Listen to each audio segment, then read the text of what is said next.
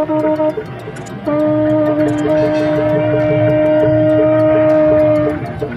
मोदी ने 22 जनवरी को अयोध्या में राम मंदिर में प्राण प्रतिष्ठा करके हिंदू राजनीति से सर्व समाज को संदेश दिया।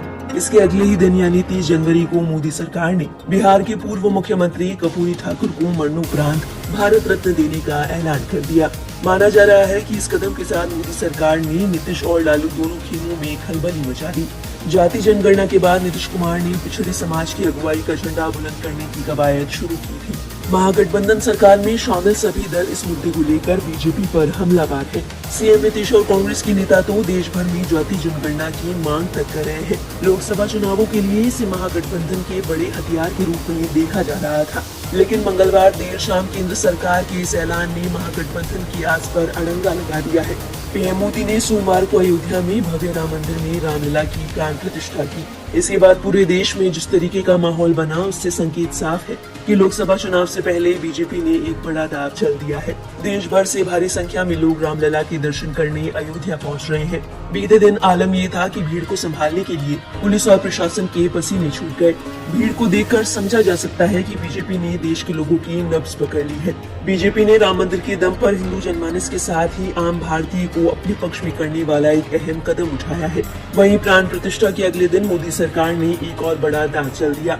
बीजेपी ने बिहार के पूर्व मुख्यमंत्री और जननायक कहे जाने वाले कर्पूरी ठाकुर को भारत रत्न देने का ऐलान किया है। माना जा रहा है कि इससे नीतीश और लालू दोनों की रणनीति पर असर पड़ेगा।